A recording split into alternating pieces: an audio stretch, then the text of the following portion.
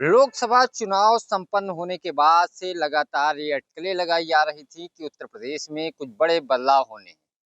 तभी से बैठकों का दौर शुरू हो गया था और उत्तर प्रदेश में भारतीय जनता पार्टी लोकसभा में जो सीटें घटी है उसको लेकर के दिल्ली में लगातार बैठकें हो रही थी। यहाँ तक कि उत्तर प्रदेश से भी रिपोर्ट मंगाई गई थी क्योंकि उत्तर प्रदेश में भारतीय जनता पार्टी 64 से 33 सीटों पे सिमट गई।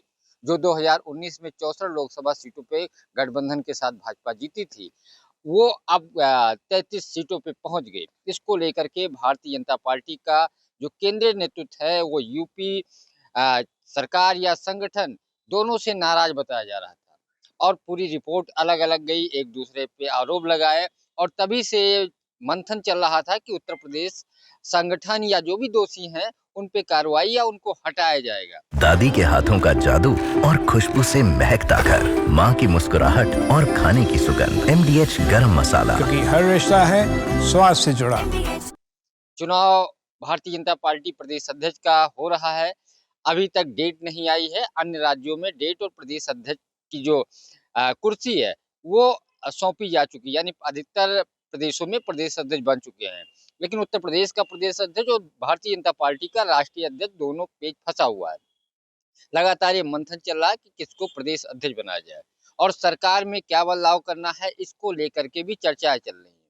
कैबिनेट में फेरबदल होगा या कोई और फेरबदल होगा या फिर नहीं होगा, या सरकार से लोग संगठन में आएंगे क्योंकि नया प्रदेश अध्यक्ष बनेगा तो प्रदेश का संगठन भी नया होगा। इसके साथ साथ राष्ट्रीय अध्यक्ष जब भारतीय जनता पार्टी का बनेगा तो दिल्ली से कई सारे लोग राष्ट्रीय टीम में भी होंगे क्योंकि 27 का चुनाव है, उसके बाद 29 का चुनाव है और भारतीय जनता पार्टी को मालूम है कि उत्तर प्रदेश में अगर बीजेपी कमजोर हुई तो देश की जो सत्ता है वो यूपी के रास्ते से ही जाती है और अगर यूपी में 27 में कमजोर हुए तो 29 में और दिक्कत होगी। इसीलिए बीजेपी यूपी को लेकर के बेहद सतर्क है और लगातार दिल्ली में इसको लेकर के बैठक हो रही है। पहले केशव प्रसाद मौर्य की अमित शाह से मुलाकात हुई, फिर राजनाथ सिंह से मिले, लखनऊ में आकर के हालांकि राज्यपाल से मुलाकात की तो सरगर्मियां बढ़ी, लेकिन उसके एक सप्ताह के बाद डिप्टी सीएम ब्रजेश पाठक भी जाकर के अमित शाह से मुलाकात की।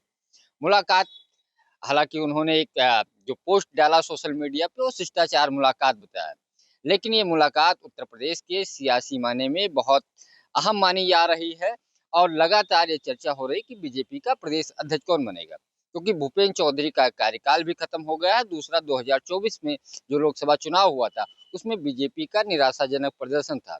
साथ ही कई सारी शिकायतें सरकार को लेकर के भी दिल्ली में की गई थी कि उस तरीके से चुनाव में दोनों का सरकार और संगठन का समन्वय नहीं हुआ। यही कारण है कि 24 के लोकसभा चुनाव में बीजेपी की जो प्रदर्शन था वो घटता चला गया और काफी निराशाजनक प्रदर्शन रहा। इसको लेकर के दिल्ली में मंथन हो रहा है।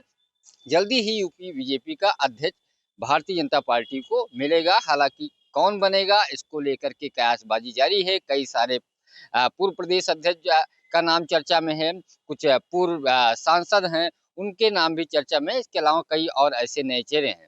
हालांकि बीजेपी को प्रदेश अध्यक्ष बनाने में उत्तर प्रदेश में सबसे ज्यादा कठिनाई इसलिए हो रही है कि 24 में समाजवादी पार्टी की जो पीडीए की रणनीति के तहत चुनाव लड़ा दलित, मुस्लिम और पिछड़ा, उससे बीजेपी को झटका लगा। अब उसको चूंकि उसकी काट के लिए बीजेपी वैसे चेहरे को ढूंढ रही है जो बेहतर प्रदर्शन कर सके और बीजेपी में जो जातियां बीजेपी से छिटकी हैं उनको फिर से भाजपा के पक्ष में लामबंद करे क्योंकि 24 में कई सारी जातियां जो वोट प्रतिशत था वो घटा और कई सारी जातियों का झुकाव सपा और कांग्रेस की तरफ हुआ क्योंकि यूपी में गठबंधन था और समाजवादी पार्टी 43 सीटें उत्तर प्रदेश में जीती।